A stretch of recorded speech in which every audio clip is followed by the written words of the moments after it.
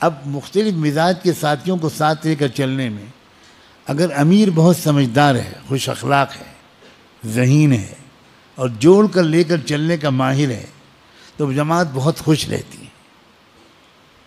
اور اگر امیر کہیں پٹھان ہے یا اس کو 2-3 دفعہ طلاق پڑ چکی ہے، مردوں کو بھی تو طلاق پڑتی ہے نا، اور موڈ آف ہے اس کا، تو وہ 27 دن کا غصہ 3 دن میں جماعت کے ساتھیوں پہ نکالتا ہے۔ تہجد میں ایسے اٹھاتا ہے کہ اگر اللہ نے مضبوطی سے باڈی کو اسمبل نہ کیا ہوتا تو اتنی زور سے ہلائے گا کہ ہاتھ تو ہاتھ میں ہی آ جائے گا، یا ایک آدھ کان آ جائے گا اگر ہاتھ نہ آئے گا تو۔ اور اگر خوش اخلاق امیر ہے تو جماعت خوش رہتی ہے۔ جوڑنے کا مزاج، کیونکہ ہر جماعت میں الگ الگ مزاج کے لوگ ہیں۔ کچھ کو رات میں نیند نہیں آ سکتی اگر ایک لائٹ بھی جل رہی ہے، اور کچھ کو تب نیند آئے گی جب 3 لائٹیں جل رہی ہیں۔ کچھ لوگ چشمے لگا کے سوتے ہیں تاکہ خواب صاف دکھائی پڑے۔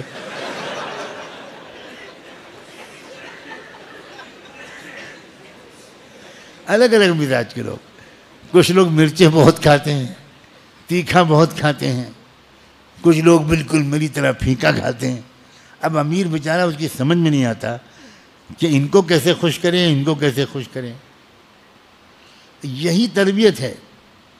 اور میں تو کل پرسوں سے ایک بات بہت سوچ رہا ہوں کہ اپنے یہاں کے اداروں کے مدرسوں کو بھی میں سال بھر نہیں تو کم سے کم 4 مہینے کے لیے لازمی بھیجوں، کیونکہ جب تک تبلیغ میں نہیں نکلتے ایک دم لولو پولو رہتے ہیں۔ کل میں نے 2-1 طلبہ سے کہا جاؤ مجمع میں جاؤ، جا کے ہم کھڑے ہوئے، یہ بیٹھے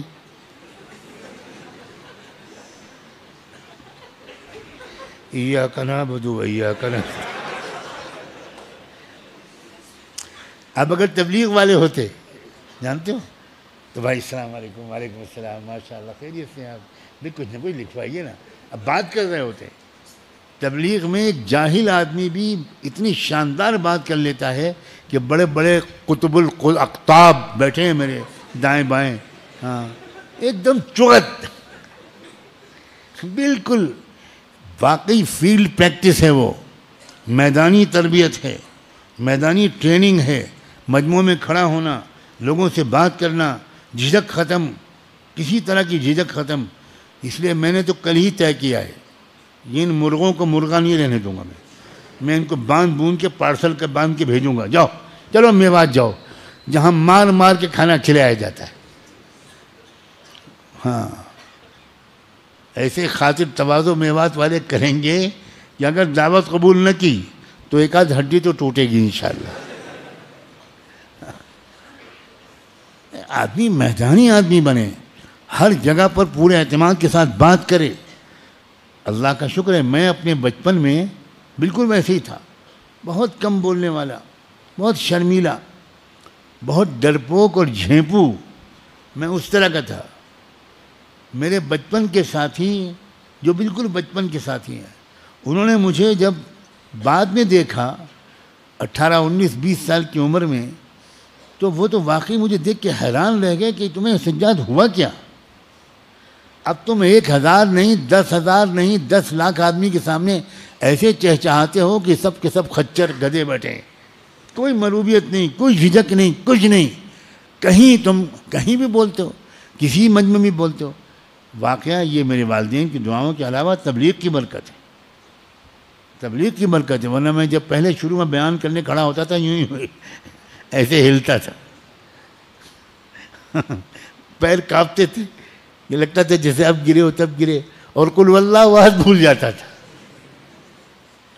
یہی ہوتا ہے، یہ تو تبلیغ کی محنت ہے جس نے انقلاب پیدا کر دیا، لاکھوں کروڑوں لوگوں کو داعی بنا دیا، بہادر بنا دیا، جری بنا دیا، سیلف کانفیڈنٹ بنا دیا، خود اعتمادی سے ان کو بھر دیا، احساس کمتری سے ان کو بالکل پاک صاف کر دیا۔ یہ چغت پنا جو ہمارے مولویوں میں رہتا ہے، بات ہی نہیں کر سکتے۔ ہمارے حضرت شاہ ولی اللہ رحمۃ اللہ علیہ نے لکھا ہے، ایک ہوتی ہے عقل عام اور ایک ہوتی ہے عقل خاص۔ جن لوگوں کے پاس صرف عقل خاص ہو، یعنی وہ 2-1 کتابیں پڑھ لیں، لیکن روزمرہ کی دنیاوی زندگی، گھریلو زندگی، بازار کی زندگی، خاندانی زندگی، معاشرتی زندگی، اس کو ایک عام آدمی کی طرح ڈیل نہ کر سکیں، وہ لوگ کبھی بھی دین کی دعوت بھی نہیں دے سکتے۔ میں دیکھ رہا ہوں کچھ لوگوں کے بعد عقل خاص ہے، بڑا اچھا قرآن پڑھ لیتے ہیں، لیکن بالکل دنیاوی معاملات میں وہاں چوغت معلوم ہوتا ہے، ایک کام ڈھنگ سے نہیں کرتے۔ یہ غلط ہے نوجوانوں، میں علماء تم سے کہہ رہا ہوں، تم کو اللہ کا حوالہ دیتا ہوں، نکل جاؤ جنگلوں میں، فیس کرو سوسائٹی کو، ہر سوسائٹی کے ہر طبقے میں موو کرو۔ یہ جو علماء کے لیے نصاب ہے 3 سال کا، یہ بڑا حکیمانہ ہے۔ 1 سال لگائیں وہ اپنے ملک میں، 1 سال لگائیں عرب ملکوں میں، اور 1 سال لگائیں مغربی یورپین ممالک میں۔ یہ اصلی نصاب ہے علماء کی تربیت کا، دعوت و تبلیغ کا۔ 3 سال وہ لگیں، اور وہ ایسے نرم گرم حالات کے سامنے آئے گا، کبھی سامان رہ گیا، بس چھوٹ گئی، کبھی سامان چھوٹ گیا بس میں، کبھی کوئی ساتھی ناراض ہو گیا، کبھی روٹ کے بھاگ گیا، کبھی کچھ ہو گیا، کبھی کچھ ہو گیا۔